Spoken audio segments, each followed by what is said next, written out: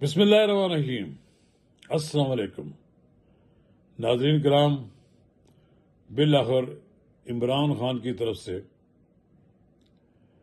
N D you کی workshop میں شرکت کرنے والے پی ٹی آئی کے ارکان اسمبلی کو میر قاسم میر جعفر قرار دینے کے بعد فوج کے ترجمان کا رد عمل آ گیا۔ یہ ترجمان کا جو رد عمل ہے یہ معمول کی پریس کانفرنس سے ہٹ کر ہے۔ پہلی بار کھل کر فوج نے عمران خان کو ذہنی مریض اور اس کے علاوہ ان کی طرف سے جو حملے کیے جا رہے ہیں ان کا جواب دیا گیا، اور جو کچھ وزیر اعلیٰ کے پی کے نے کہا تھا، سہیل افریدی نے مساجد میں کتے چھوڑنے پر، اس پر بھی فوج کے ترجمان نے شدید رد عمل کا اظہار کیا۔ مجھے ایسا لگتا ہے کہ فوج نے انف از انف ہو گیا، فوج میں بہت ہو گئی، برداشت کی حد بھی۔ اب فوج نے عمران خان کے ساتھ قطع طلق کرنے کا فیصلہ کر لیا۔ ان کی کسی بات کا جواب پہلے نہیں دے رہی تھی فوج، اس کو اگنور کر رہی تھی، حکومت جواب دیتی تھی، لیکن پہلی بار فوج نے خود جواب دینے کا فیصلہ کیا۔ مجھے تو لگتا ہے کہ اب آنے والے دنوں میں عمران خان کی رہائی تو بہت دور کی بات ہے، ان کے ساتھ کوئی بات چیت بھی نہیں ہوگی، اور مجھے لگتا یہ بھی ہے کہ ان کو اب تنہائی کی قید کاٹنی پڑے گی۔ اس کے لیے جو پہلے تھوڑی بہت رعایت دی گئی کہ مہینے بعد ان کی ہمشیرہ کی ملاقات کرا دی گئی، لیکن جو پیغام لے کر باہر آئی اس پر بڑا شدید رد عمل ہوا۔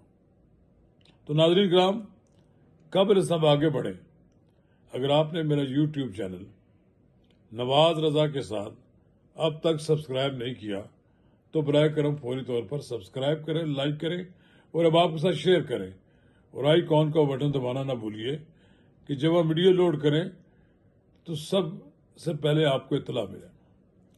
ناظرین کرام، یہ جو فوج کے ترجمان لیفٹیننٹ جنرل احمد شریف کی پریس کانفرنس ہے، یہ کوئی معمولی پریس کانفرنس نہیں تھی۔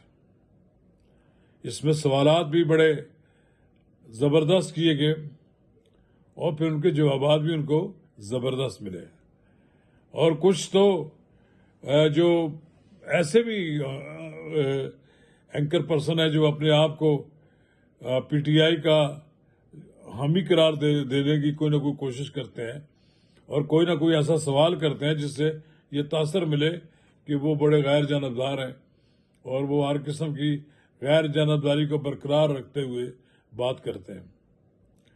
اس بار تو احمد شریف نے، جنرل احمد شریف نے تو بالکل سب باتوں کو بالائے طاق رکھ دیا، اور اگرچہ انہوں نے پوری اپنی پریس کانفرنس میں عمران خان کا نام تو نہیں لیا، لیکن اشارتاً کنایتاً سب کچھ ان کے بارے میں یہ تھا۔ پہلی بار عمران خان کو ذہنی مریض قرار دیا گیا۔ پھر اس کے علاوہ یہ بھی کہا گیا ہے کہ کسی نے کہا جی آپ کے بارے میں فلاں نے بات یہ کہی، فلاں نے بات کہی، اگرچہ انہوں نے نام نہیں لیا کسی کا، لیکن لوگوں نے یہی سمجھا کہ انہوں نے کہا کہ کتے بھونکتے رہتے ہیں، تو کتے بھونکنے سے مراد ان کا یہی تھا۔ لوگ یہ کہتے ہیں کہ شاید انہوں نے سہیل افریدی کو کہا ہے، حالانکہ انہوں نے سہیل افریدی کا نام نہیں لیا، لیکن بہرحال پی ٹی آئی کے لوگوں کو انہوں نے کتے کہا ہے کہ جو ہر وقت بھونکتے رہتے ہیں، یعنی جو لوگ عمران خان کی قید کے اصل ذمہ دار سوشل میڈیا کے وہ ہینڈلر ہیں، کہ جو ڈالر پاؤنڈ کمانے کے چکر میں عمران خان کو مسلسل جیل میں رکھنے کے باعث ہیں۔ وہ ایسی پوسٹیں لگا رہے ہیں کہ جس سے یہ معاملہ ٹھنڈا ہی نہ ہو۔ وہ آئے روز ایسی پوسٹیں لگا کر، ان جیسی پوسٹیں لگا کر فوج اور پی ٹی آئی کے درمیان فاصلے پیدا کرتے ہیں، اور ایسی اے آئی کے ذریعے بنائی گئی تصاویر، کہانیاں، قصے جو ہیں وہ اور بھی اس میں جلتی پر آگ کا پر اس کا اثر بڑھ رہا ہے. میں یہ سمجھتا ہوں کہ عمران خان کی رہائی اسی لیے ممکن نہیں ہے کہ وہ اپنی نہ زبان پہ کنٹرول کر سکتے ہیں اور نہ ہی اپنے سوشل میڈیا پہ کنٹرول کر سکتے ہیں. کاش کہ وہ سمجھداری کا ثبوت دیں. ان کے لیے جیل کاٹنا اب ایک عذاب بن جائے گا. جب ان کے لیے مسائل پیدا ہو گئے کہ ان کی ملاقاتیں نہیں ہو رہی اور تنہائی کی قید ہے، اور تنہائی کی قید بڑا مشکل ہوتی ہے. پاگل ہو جاتا ہے آدمی. ذہنی مریض تو وہ ہو ہی چکے ہیں غالباً کہ یہ جو تنہائی کی قید ہے. اس کے بعد عمران خان صاحب کے لیے زیادہ عرصہ جیل میں رہنا ممکن نہیں رہے گا. انہیں کسی اسپتال میں داخل کرنا پڑے گا. کاش کہ عمران خان کے ساتھی ان کو کول ڈاؤن کرتے اور ان کو ایسے راستے کی طرف لے جاتے جس سے وہ باہر نکلنے کی پوزیشن میں ہوتے. لیکن اگر آپ دیکھیں یہ جو طبلِ جنگ انہوں نے بجایا ہے عمران خان نے، تو اس کا پھر آپ جواب بھی دیکھا ہم نے. اسی طرح جواب بھی آ گیا. ایک بڑی ہنگامی پریس کانفرنس کی گئی. بڑے بڑے جگادری اخبار نویس بھی وہاں موجود تھے. کچھ لوگوں نے جارحانہ سوالات کر کے بھی اپنے آپ کو غیر جانبدار ثابت کرنے کی کوشش کی، حالانکہ وہ نہیں ہیں. منافقت کرتے ہیں، یہاں آ کر کوئی اور انداز میں سوال کرتے ہیں اور اپنی وہ جو کمزوریاں ان کو چھپانے کے لیے اس طرح کے سوالات کرتے ہیں. جی کہ عمران خان کو اگر آپ غدار قرار دیا جا رہا ہے تو پہلے قرار دیا جاتا تھا ذوالفقار علی بھٹو کو، نواز شریف کو، بے نظیر کو اور فلاں کو، پتہ نہیں کس کس کو، تو اب ان کو قرار دیا جائے گا. بہرحال تقابل نہیں کیا جا سکتا. عمران خان نے جو کچھ کیا وہ ان کے خلاف مقدمات موجود ہیں. اور جو ماضی میں آپ نے دیکھیں نواز شریف کو بھی نکالا گیا. انہوں نے بھی کہا تھا کہ ووٹ کو عزت دو، لیکن انہوں نے فوج کے خلاف کوئی مہم نہیں چلائی تھی. اور یہ کہا تھا کچھ آدمیوں کے بارے میں کہ ہم ان سے حساب لیں گے، اور اب بھی ان کی سوئی وہیں پر اٹکی ہوئی ہے. عمران خان صاحب پتہ نہیں کسی کا حساب لیں گے یا نہ لیں.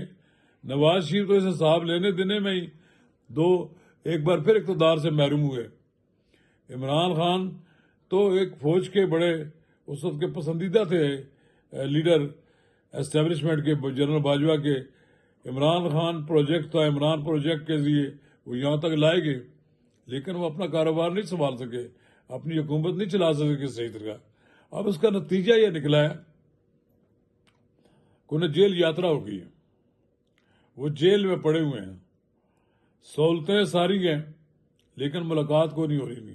اور جب ملاقات ہوتی ہے تو پھر وہ پھٹ پڑتے ہیں. جو آتا ہے منہ میں وہ کہتے ہیں.